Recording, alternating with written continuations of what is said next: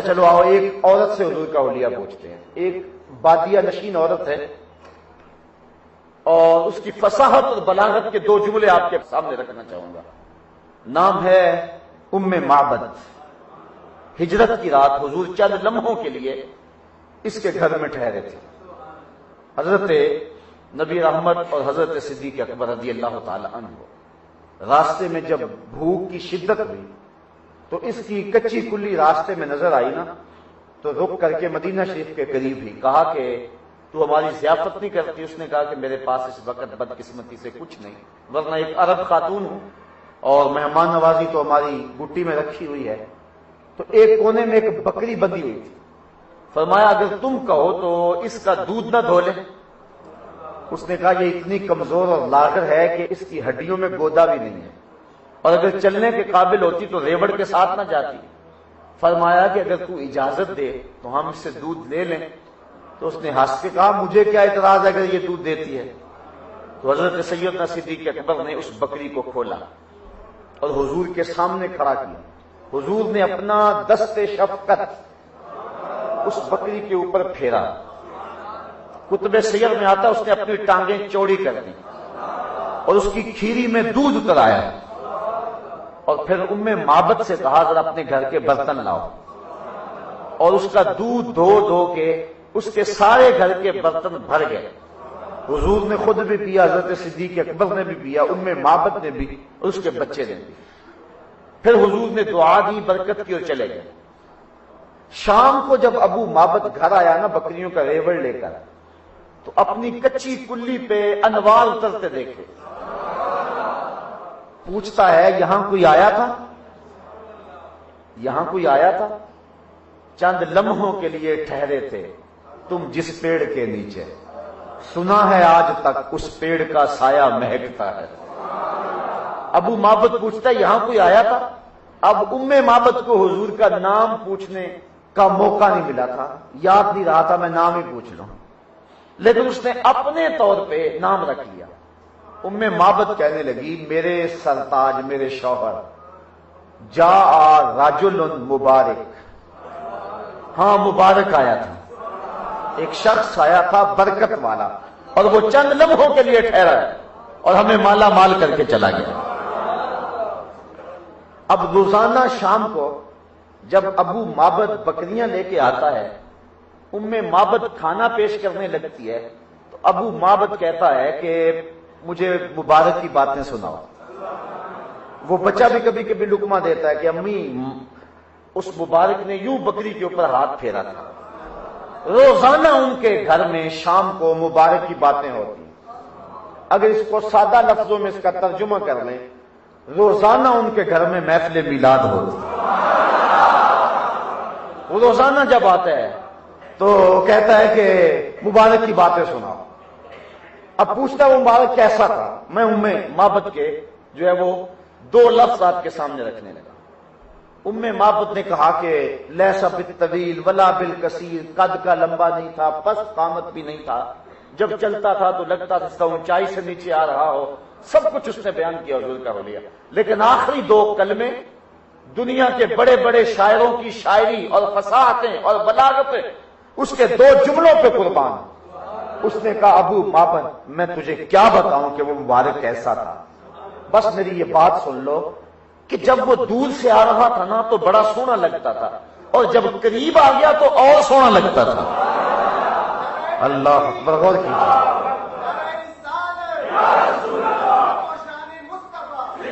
اس نے کہا کہ جب وہ دور سے آ رہا تھا تو سونا لگتا تھا, اور جب قریب آ گیا تو اور سونا لگتا تھا. اللہ اکبر. اب ان کے گھر میں روزانہ تذکرہ ہوتا ہے حضور کا. ایک دن ابو معبد بکریوں کا ریوڑ لے کے گیا, اور ام معبد اپنے بچے کے ساتھ سودا سلف لینے بازار گئے. جو قریبی کو جگہ تھی وہاں سودا نہ ملا تو چلتے چلتے مدینے چلے گئے. حضرت ابو بکر صدیق رضی اللہ تعالی عنہ بازار سے گزر رہے تھے. بچے کی نظر پڑ گئی. فصاح الطفل یا اماہ ھذا صاحب المبارک. بچہ چیخنے لگا, اچھلنے لگا, کہنے لگا امی وہ مبارک کا ساتھی جا رہا ہے. تو ام معبد آگے بڑھی اور حضرت ابوبکر صدیق کو کہنے لگی این المبارک، مبارک کہاں ہے؟ اب حضرت ابوبکر صدیق فرمانے لگے کون سا مبارک؟ کیونکہ انہوں نے نام تو خود ہی رکھا ہوا تھا. کہا کون سا مبارک؟ کہنے لگی وہ جس نے بکری کو ہاتھ پھیرا تھا. آپ سمجھ گئے یہ تو وہ والی عورت ہے. کہا آؤ تمہیں مبارک کے ڈیرے پہ لے چلو. حضور سینے مسجد میں بیٹھے تھے تو حضور علیہ السلام کو جب دیکھا تو بچے نے کہا امی وہ دیکھو مبارک بیٹھا ہوا ہے. پھر حضور کے قدموں میں پہنچے، اسلام قبول کیا، واپس پلٹ آئے. جب شام کو ابو معبد گھر میں بکریوں کا ریوڑ لے کر آیا نا تو گھر کے اوپر پھر انوار اترتے دیکھے اور ام معبد کے چہرے پہ پھر وہی نور دیکھا. پھر پوچھنے لگا آج مبارک پھر آیا تھا؟ کہا نہیں مبارک تو نہیں آیا تھا، ہم اسے مل آئے ہیں. کہا کہاں رہتا ہے؟ کہا جسے دنیا محمد کہتی ہے اسے ہم مبارک کہتے ہیں. حضرت عمر فاروق رضی اللہ تعالی عنہ کے دور میں ایک سال آیا تھا جس کا نام ہے عام الرماد. اس سال قحط پڑا تھا. حضرت ام معبد کے پاس وہ بکری عام الرماد تک زندہ رہی اور اس دور تک وہ دودھ برابر دیتی رہی. اللہ اکبر. تو یہ ہے حضور کا حسن. دور سے بھی سونے لگے اور قریب آئے تو پھر بھی سونے لگے. یار جو قریب بیٹھے تھے انہوں نے کہا تھا کل قمر لیلۃ البدر، لیکن جو 1400 صدیوں کے فاصلے پر ہیں وہ بھی کہہ رہے ہیں مکھ چند بدر شاشانی، متھے چمک دی لاٹ نورانی، کالی زلف تے اکھ مخمور اکھی ہن مدھ بری. جو قریب بیٹھے ہیں انہوں نے تو کہا تھا کل قمر لیلۃ البدر لم ارى قبلہ ولا بعدہ، لیکن جو 13 صدیوں کے فاصلے پہ کھڑے ہیں وہ بھی کہتے ہیں بل بل نے گل ان کو کہا، کمری نے سروے جاں فضا، حیرت نے جھنجھلا کر کہا یہ بھی نہیں وہ بھی نہیں، خورشید تھا کس زور پر کیا بھر کے چمکا تھا قمر، بے پردہ جب وہ رخ ہوا یہ بھی نہیں وہ بھی نہیں. تو فرمایا والضحا، قسم ہے محبوب تیرے چاشت کی طرح چمکتے ہوئے چہرے کی، واللیل اذا سجا، اور تیری زلفوں کی. اللہ اکبر. ما ودعک ربک وما قلی. حضور علیہ السلام کی جو مبارک زلفیں تھیں وہ بالکل نہ سیدھی تھیں اور بالکل نہ ہی گنگریالی تھی، بلکہ تھوڑا سا خم تھا. اور آقا کریم علیہ السلام کی مبارک زلفیں نصف کان سے لے کر کندھوں تک مختلف جگہوں پر تھیں. کبھی کان کی لو کو چھوتی، کبھی نصف گردن تک، اور کبھی حضور کی مبارک زلفیں کندھوں کو چوم لیا کرتی. اللہ. اور پھر حضور بال کٹوا دیتے، زلفیں کٹوا دیتے تو نصف کان تک حضور زلفیں رکھتے، اور یہی مسنون ہے. اور حضور تیل لگایا کرتے ان زلفوں کو. فرمایا من کان لہ شعر فلیکرمہ، جو بال رکھے تو ان کو سنوار کر بھی رکھے. اور حضور ارشاد فرمایا ایک دن اپنے بال کو الگ کر کے جس نے میرے بالوں میں سے ایک بال کو اذیت دی اس پر جنت حرام ہے. اللہ اکبر. تو کہا والضحا واللیل اذا سجا ما ودعک ربک وما قلی. قسم ہے محبوب تیرے چہرے کی اور قسم ہے تیری زلفوں کی، تیرے رب نے تجھے نہیں چھوڑا اور نہ ہی ناپسند کیا ہے. اب ذرا تھوڑی سی آپ کی توجہ یہاں چاہوں گا، اور اگر آپ کا جمالیاتی ذوق آپ کا ساتھ دے تو واقعی جو قسمیں فرمائی گئی ہیں بعد والا مضمون جو ہے کیسی اس کی مطابقت ہے. کافروں نے کہا کہ ان کے رب نے انہیں چھوڑ دیا. اللہ کہتا ہے محبوب تیری زلفوں کی قسم، تیرے چہرے کی قسم، تجھے چھوڑنا تھا؟ ایسے حسینوں کو کون چھوڑتا ہے؟ محبوب تیری زلفوں کی قسم، تیرے چہرے کی قسم، تیرے رب نے نہ تجھے چھوڑا ہے اور نہ پسند کیا ہے. باقی کافر خوش ہوئے ہیں چند دن وہی نہیں آئی تو آ محبوب تیری عظمتیں. وَلَلْآخِرَةُ خَيْرٌ لَكَ مِنَ الْأُولَىٰ، ہر آنے والی گھڑی تیری عظمتوں کے ڈنکے بجاتی چلی آئے. یہ تو اتنے سے خوش ہو گئے نا کہ 40 دن وہی نہیں آئی، لیکن محبوب دیکھ ہر آنے والی ساعت، ہر آنے والی گھڑی تیری رفعتوں اور عظمتوں کے ڈنکے بجاتی ہو جائے. ہر آنے والا لمحہ گزرے سے بہتر ہوگا. یہ میرے رب کا وعدہ ہے. ہر چیز کو فنا ہے اور ہر چیز نیچے جا رہی ہے. اقدار عالیہ فنائیت کی طرف جا رہے ہیں، عبادت کم ہوتی چلی جا رہی ہے، خلوص لٹتا چلا جا رہا ہے، وفائیں قصہ پارینہ بنتی چلی جا رہی ہے، ہر شے نیچے کی طرف جا رہی ہے، لیکن ذکر رسول اوپر کی طرف جا رہا ہے۔ لوگ کہتے ہیں جو پچھلے سال تھا یا اس سال اس سے بھی زیادہ تھا، کہا یہ رب کا وعدہ ہے، ہر شے نیچے جائے گی لیکن ذکر رسول اوپر جائے گا، یہ میرے رب کا وعدہ ہے، قرآن میں وعدہ ہے۔ یہ تو 40 دن وہی نہیں آئے تو خوش ہو گئے اور کہنے لگے کہ اب چھوڑ دیا ہے رب نے، کہا نا نا محبوب، تیرا رب تجھے چھوڑے گا نہیں، تیری عظمت کے ڈنکے بجتے رہیں گے، تیرے نام کے قصیدے لوگ پڑھتے رہیں گے، زمانہ تیرے قصیدے گاتا رہے گا۔ اور اعلی حضرت بولے فرش پہ تازہ چھیڑ چھاڑ، عرش پہ طرفہ دھوم دھام، کان جدھر لگائیے تیری ہی داستان۔ 1483 سال ہو گئے ہیں حضور کو دنیا پر تشریف لائے ہوئے، 1483 سال، لیکن لگتا ہے جس طرح ان گلیوں سے کوئی کل ہی گزر کے گیا۔ زمین سے آسماں تک، آسماں سے لامکاں تک ہے، کہاں کھولے تھے گیسو یار نے، خوشبو کہاں تک ہے۔ کائنات کہے کہ گوشہ منور روشن، وللآخرۃ خیر لک من الاولی، ہر آنے والی گھڑی تیری پہلی گھڑی سے بہتر ہو۔ وَلَسَوْفَ يُعْطِيكَ رَبُّكَ فَتَرْضَىٰ، اور محبوب آپ کا رب آپ کو اتنا دے گا کہ آپ راضی ہو جائیں۔ اللہ اکبر۔ جب یہ آیت کریمہ نازل ہوئی تو حضور نے فرمایا اذن واللہ لا ارضى وواحد من امتی فی النار، اللہ کی قسم میں اتنی دیر تک راضی نہیں ہوں گا جب تک میری امت کا ایک گناہ گار بھی جہنم میں ہوا۔ اللہ اکبر، ایک گناہ گار بھی جہنم میں ہوا اتنی دیر تک میں راضی ہی نہیں ہوں گا۔ حضرت امام جعفر صادق رضی اللہ تعالیٰ عنہ فرماتے ہیں لوگ کہتے ہیں کہ سب سے زیادہ قرآن مجید کی امید والی آیت یہ ہے لا تقنطوا من رحمت اللہ، اللہ کی رحمت سے مایوس نہ ہونا۔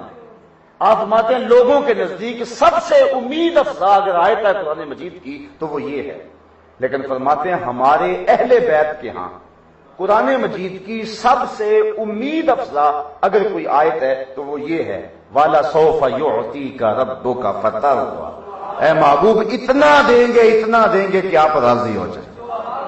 اللہ حضور فرماتے ہیں کہ اللہ نے مجھے دو چیزوں میں ایک کو اختیار کرنے کا اختیار دیا، یا تو آپ کی آدھی امت کا حساب لیں گے اور آدھی امت بغیر حساب کے بخش دیں گے، یا تو یہ چیز قبول کر لو یا پھر حق کے شفاعت لے لو۔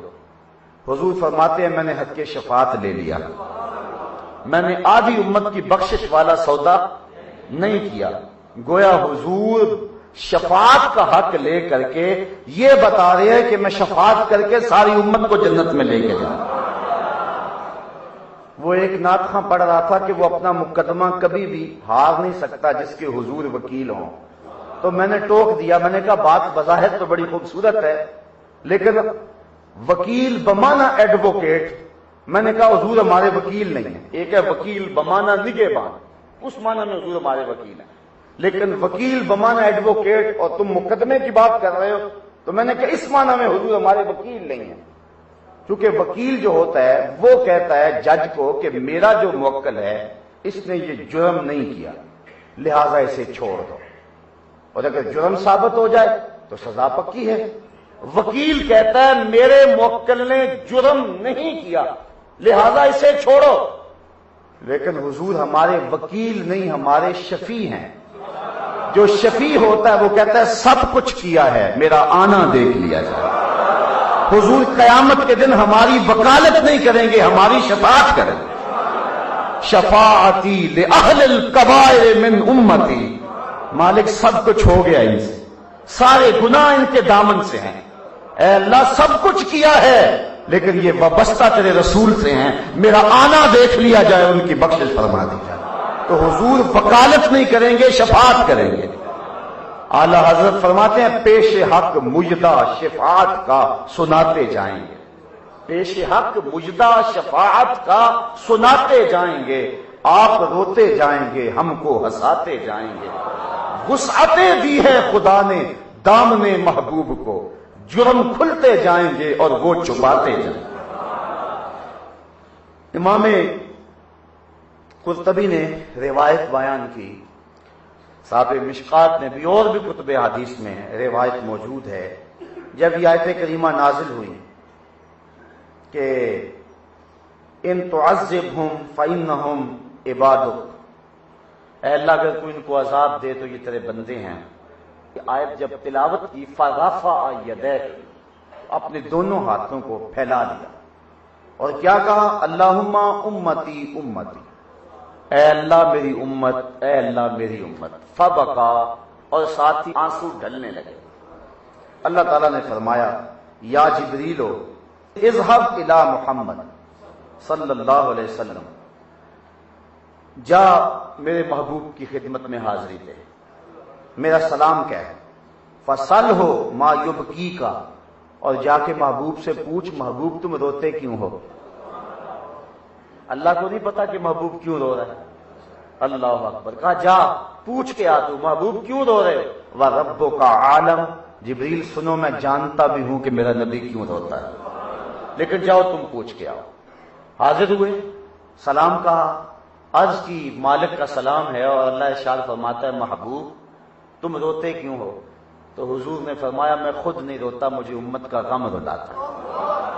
تو جبریل پھر حاضر ہوئے، اور پھر اللہ تعالیٰ نے کہا اے جبریل پھر جا میرے محبوب کے پاس، اور جا کے محبوب سے کہہ ان اللہ یقول لک، میرے محبوب سے جا کے کہہ دے کہ بے شک اللہ ارشاد فرماتا ہے محبوب غم نہ کرو، جس طرح کہو گے ہم ویسے ہی کر دیں گے، جس طرح کہو گے ہم ویسے ہی۔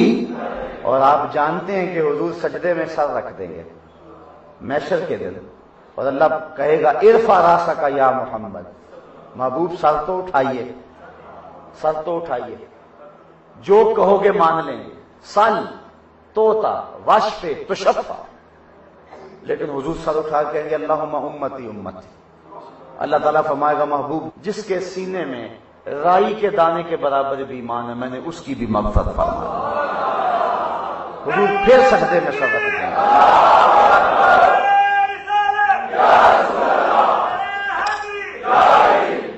پھر سجدے میں سر رکھ دیں گے، پھر اللہ تعالیٰ فرمائے گا محبوب اب کیا ہے؟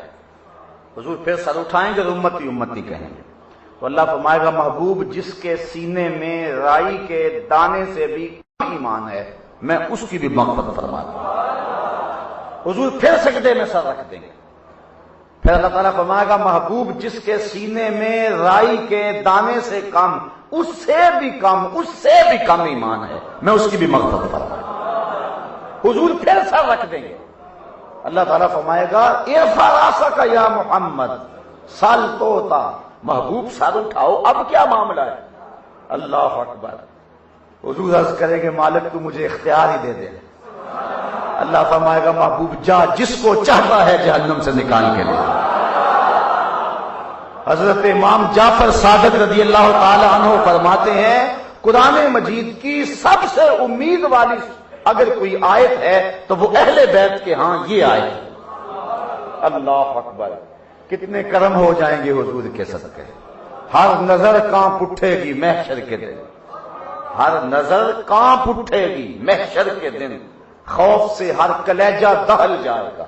پھر کیا ہوگا؟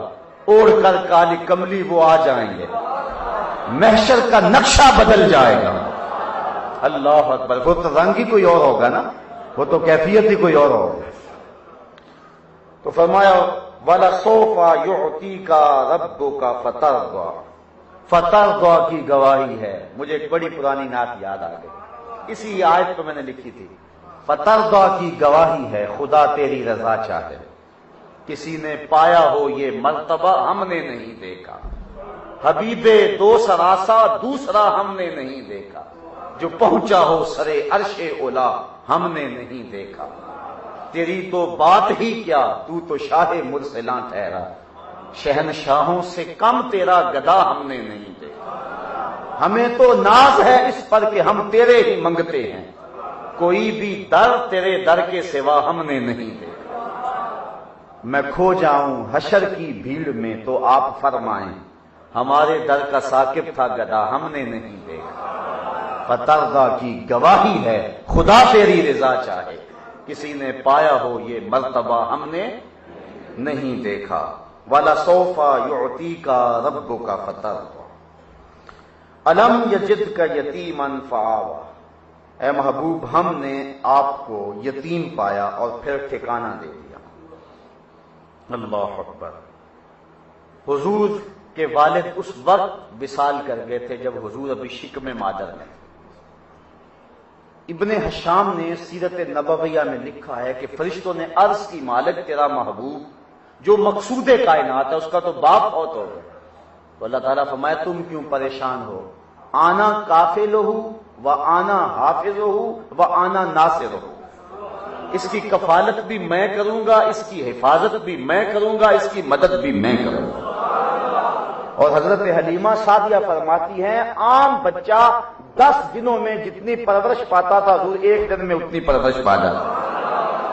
یہ اللہ تعالیٰ کی طرف سے کفالت ہو رہی ہے۔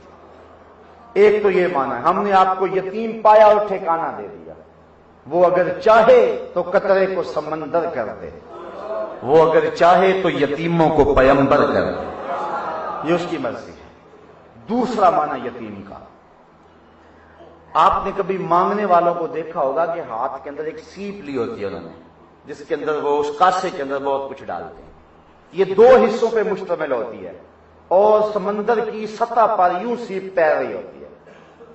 جب بارش ہوتی ہے تو ابر نیساں کے قطرے اس سیپ میں پڑتے ہیں، اور جب اس میں پانی آتا ہے تو یہ قدرتی بند ہونا شروع ہو جاتی ہے، اور جب بند ہو جاتی ہے پھر تہے بحر میں چلی جاتی ہے۔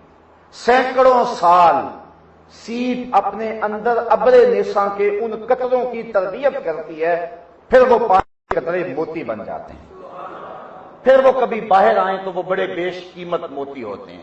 لیکن کبھی ایسا ہوتا ہے سیپ نے منہ کھولا، بارش کا ایک قطرہ ٹپکا، مطلع صاف ہو گیا، سیپ اپنی فطرت کے مطابق بند ہو گئے، اب سیپ کے دامن میں صرف ایک قطرہ ہے، اس ایک قطرے کو لے کر وہ تہ میں چلی جاتی ہے اور ساری صلاحیتیں اس ایک قطرے پہ لگا دیتی ہے، اور وہ جو موتی جب بنتا ہے وہ چمک میں، قیمت میں، آب و تاب میں، روشنی میں سب سے زیادہ قیمتی ہوتا ہے، اس موتی کو در یتیم کہتے ہیں۔ تو کہا محبوب ہم نے آپ کو وہ در یتیم پایا، فآبا، اور ٹھکانہ بھی دے دیا۔ بعض کا موتی ہوتا ہے لیکن موتی کسی اچھی جگہ پہ رکھا نہیں جاتا، محبوب اس موتی کے قدر کرنے والے عمر و ابو بکر تھے، عثمان و علی تھے، بلال حبشی تھے۔ اگر تو بیش قیمت موتی ہے تو محبوب جو تیرے قدر کرنے والے ہیں وہ بھی تو ہم نے کتنے باکمال لوگ سے علم یجدک یتیما فآویٰ، یہ مجازی اس کا معنی ہے جو امام قرطبی نے بیان کیا۔ ووجدک ضالا فہدیٰ، اور ہم نے آپ کو اپنی محبت میں از خود رفتہ پایا تو اپنی طرف راستہ عطا کر دیا۔ بہت سارے لوگ یہاں بھٹک گئے، بیٹھ گئے، کسی نے اس کا ترجمہ یہ کیا کہ ہم نے آپ کو گمراہ پایا، سو ہدایت دی، کسی نے کہا ہم نے آپ کو ناواقف راہ پایا، کوئی بولا ہم نے آپ کو بھٹکا ہوا پایا، کسی نے لکھا ہم نے آپ کو بہکا ہوا پایا۔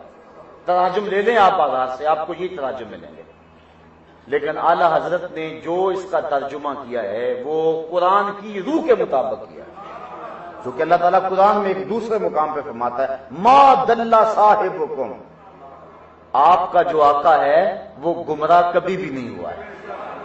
نبی بچپنے میں بھی نبی ہوتا ہے، لڑکپن میں بھی نبی ہوتا ہے، نبی جوانی میں بھی نبی ہوتا ہے، بڑھاپے میں بھی نبی ہوتا ہے۔ یہ نہیں ہے کہ کسی گناہگار شخص کو بعد میں نبوت کے منصب پہ بٹھا دیا جائے اور لوگ اس کے ماضی پہ تان کریں۔ اللہ نے جس کو نبوت کا تاج عطا کیا ہوتا ہے اللہ اس کے بچپنے کی بھی، اس کے لڑکپن کی بھی، بلکہ اس کی نسل کی بھی اور اس کے آباء و اجداد، اس کے حسب و نسب کی بھی حفاظت کرتا ہے تاکہ میرے نبی پر کوئی تان کی انگلی نہ اٹھا سکے۔ تو اللہ کا نبی کسی دور کے اندر بھی گمراہ نہیں رہا ہوتا، یہ بات ذہن میں رکھے، اور اگر ایسا ہو تو پھر لوگ کہیں گے کہ کل آپ کیا کرتا رہا اور آج ہمیں عقل اور شعور دینے آ گیا ہے۔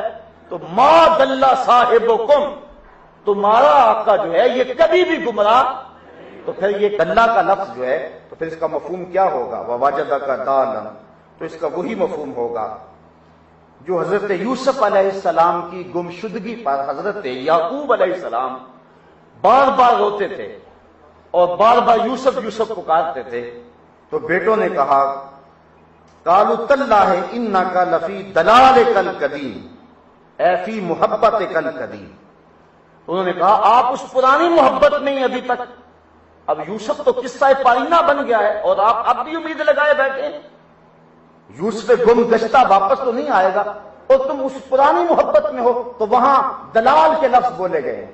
تو یہاں بھی اعلی حضرت نے قرآن مجید کا ترجمہ کرتے ہوئے پہلے قرآن سے دیکھیے کہ قرآن نے اس کا معنی اس لفظ کا کیا کیا، تو یہاں دلال کا معنی کیا ہے؟ محبت، اور اعلی حضرت نے اس کا یہی ترجمہ کیا، محبوب ہم نے آپ کو اپنی محبت میں از خود رفتہ پایا، اس قدر محبت میں تم آگے بڑھے ہوئے تھے، پھر ہم نے تمہیں راستہ عطا فرما دیا اور اپنے قرب کی دولت عطا کر دی۔ یہ ہے مفہوم وَوَجَدَكَ ضَالًّا فَہَدَىٰ۔ ویسے امام صدی سے روایت ہے، وہ فرماتے ہیں وَوَجَدَكَ ضَالًّا اے فی قوم ضلال فَہَدَاهُمُ اللَّهُ بِكَ، یعنی ہم نے آپ کو گمراہ قوم میں پایا اور آپ کے صدقے سے ان کو ہدایت عطا فرمائی۔ اگر دلال کا لفظی معنی کرنا ہے آپ نے تو پھر یہ کر سکتے ہیں آپ۔ اللہ اکبر۔ وَوَجَدَكَ طَالِبًا لِلْقِبْلَةِ فَهَدَاكَ إِلَيْهَا، ہم نے آپ کو قبلے کا طالب پایا تو ہم نے آپ کو قبلہ عطا کر دیا۔ بڑے معنی اس کے یہاں بیان فرمائے گئے ہیں، طلب کے معنی میں بھی ہے، تحیر کے معنی میں بھی ہے، اور عرب میں اکیلا درخت جو جنگلوں میں کھڑا ہوتا اور لوگ جب راستہ بھول جاتے تو اس درخت کے پاس آ کے پھر سمت متعین کر دے، اس کو بھی عربی میں دال کہتے۔ تو اللہ کہتا ہے محبوب ہم نے آپ کو وہ دال درخت کی صورت میں پایا، یعنی جو بھی گمراہ آپ کی چوکھٹ پہ آ گیا پھر وہ گمراہ نہ رہا، اس کو راستہ مل گیا اور وہ منزل مقصود پر چلا گیا۔ اللہ اکبر۔ وَوَجَدَكَ ضَالًّا فَهَدَىٰ وَوَجَدَكَ عَائِلًا فَأَغْنَىٰ، اور ہم نے آپ کو کنگال پایا اور غنی کر دیا۔ اس کا ظاہری مفہوم تو یہ ہے کہ حضرت خدیجہ الکبریٰ کی مال سے، اور دوسرا کہ ہم نے آپ کو حجج اور براہین عطا کر کے آپ کو غنی کر دیا اور آپ دین کے اندر غنا کے مرتبے پہ فائز المرام ہوئے۔ دوسری بات کہ اللہ نے اپنے محبوب کے لیے اپنی کرم نوازیوں اور رحمتوں کے سارے خزانے کھول دیے اور سارے خزانوں کی چابیاں حضور کے ہاتھ میں دے۔ حضور فرماتے اوتی تو مفاتیح الارض، مجھے زمین کے خزانوں کی چابیاں عطا کر دی۔ اور ایک حدیث کے لفظ ہے انما انا قاسم واللہ یعطی، میں بانٹنے والا ہوں، میرا اللہ مجھے عطا کرنے والا ہے۔ تو اللہ کے خزانوں میں کمی نہیں ہے اور محبوب بھی دل کھول کے بانٹ رہے ہیں، اس لیے فرمایا ہم نے تمہیں غنی کر دیا۔ فَأَمَّا الْيَتِيمَ فَلَا تَقْهَرْ، یتیم کو آپ نے دباؤ نہیں ڈالنا۔ وَأَمَّا السَّائِلَ فَلَا تَنْهَرْ، اور محبوب سائل آئے تو اس کو جھڑکنا نہیں، جھڑکے تو وہ کہ جس کے خزانوں میں کمی کا ڈر ہو۔ محبوب ہم نے تو تمہیں غنی کر دیا ہے، تم بانٹتے جاؤ، اللہ عطا کرتا جائے گا۔ اللہ اکبر۔ اتنا دیا اتنا دیا کہ محبوب خود کہہ رہے ہیں سل یا ربی، یا ربی، یا ضرورت ہو تو مانگ لو۔ عرض کرتے ہیں انی اسالک مرافقتک فی الجنہ، مجھے جنت میں اپنا قرب دے دو۔ فرمایا یہ تو دے دیا، کچھ اور بھی مانگ لو۔ ہیں آج وہ مائل بعطا، اور بھی کچھ مانگ، ہیں آج وہ مائل بعطا، اور بھی کچھ مانگ۔ کی چوکٹ سے وہ کسی نے کہا تھا کہ حاتم طائی ایک 12 دری میں بیٹھا تھا اور ایک سائل آیا، اس نے مانگا، اس نے جھولی بھری، وہ پھر بہروپ بدل کے دوسرے دروازے سے آ گیا۔ حاتم طائی نے پہچان لیا کہ یہ بھی لے کر گیا قرار، لیکن اتنا دریا دل تھا اس نے پھر اس کو جتلایا نہیں، پھر جھولی میں خیرات ڈالی۔ وہ تیسرے دروازے سے ایک اور روپ دھار کے آیا، اس نے پھر دیا۔ 12 دروازوں سے وہ 12 روپ دھار کے آیا، لیکن اتنا سخی دل تھا حاتم طائی، اس نے ہر بار دیا۔ من اندازے قدت را می شناس، بہر رنگے کے خواہی جامہ می پوش، تو جس رنگ میں مرضی آ جا میں تجھے پہچانتا ہوں۔ اس نے ہر بار پہچانا اور ہر بار دیا۔ اس نے کہا اپنے نبی کا کوئی ایسا واقعہ سنا سکتے ہو دریا دلی کا؟ مسلمان نے کہا یار تو عجیب بات کرتا ہے، حاتم طائی کے محل کے 12 دروازے تھے اور ہر دروازے سے آیا، اس نے ہر بار دیا، لیکن میرے نبی کے دروازے پر جو ایک بار آ گیا پھر دوسری بار آنے کی ضرورت ہی نہیں رہی، وہ تو دروازے ختم ہو گئے نا۔ اللہ اکبر.